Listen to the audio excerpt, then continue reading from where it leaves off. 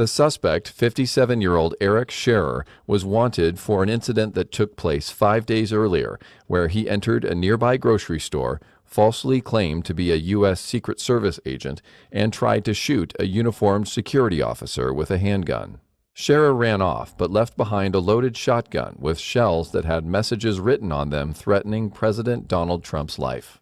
An investigation led detectives to Sherrer, who was still believed to be in possession of the handgun. The suspect's apartment was at the end of the hall on an upper floor of the apartment building.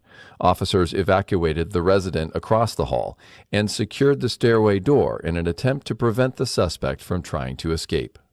At 5:18 a.m., CERT officers announced themselves, breached the apartment, and ordered the suspect to come out with his hands empty.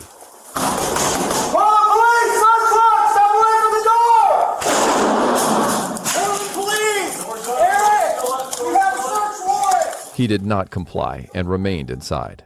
Force warnings were given, which are required by policy, but officers also used de-escalation and person-centered communication techniques in an effort to give the suspect a way to communicate with officers.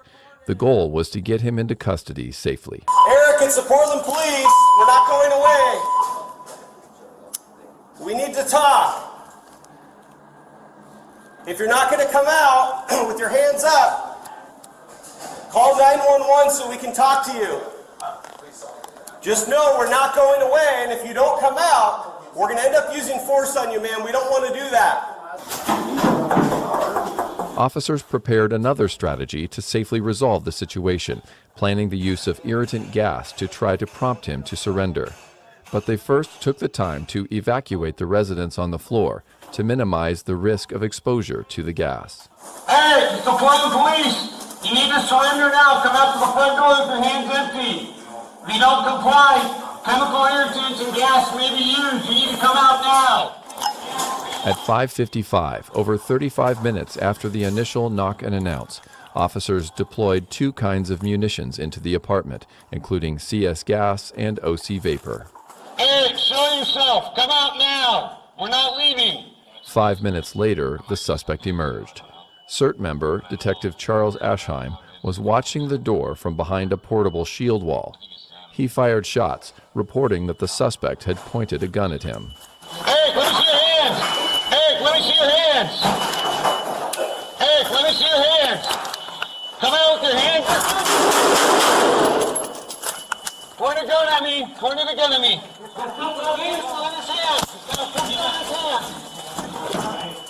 I'm good. The suspect went back into the apartment, but quickly re-emerged, still armed with the handgun. Detective Ashheim fired additional shots. Okay. Drop the gun, Erik! Drop the gun, Erik! Drop the gun, Erik! At the same time, Officer Dustin Barth, who was in the stairway up one flight of stairs, fired shots at the suspect through the door. This video is of the shooting from the perspective of Officer Barth and a witness officer.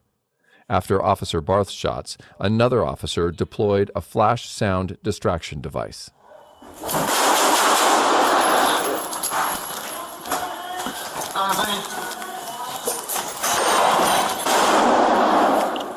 This is Officer Barth's camera footage, zoomed in and slowed down, where you can see the suspect try to open the door. He's down. The suspect fell down in the hallway. Officers saw a gun at his feet, but reported that they saw something else in his hand that appeared to be another gun. That hand was underneath him and out of officers' view. It's underneath him. Charlie, do you see where the gun is? I last saw like a tack light on it, looked like on his left side. I don't see it. I didn't see it to the right when we could see, so I think it's still under him. It looked like a Glock. It was like a black semi-auto. It pointed right at me. They asked him to roll away from the gun. He just moved his arm. Erik, I can see you breathing. I want to help you. You need to let go of that gun, roll over and show me both your hands. When he did not, they brought in a canine unit to try to move him away from the gun. Park it! Park it! Here.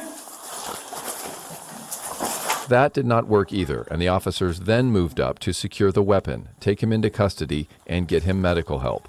They found the other object was a flashlight. Flashlight. Okay. A paramedic from Portland Fire and Rescue, who is embedded with CERT, was called in at 6:10.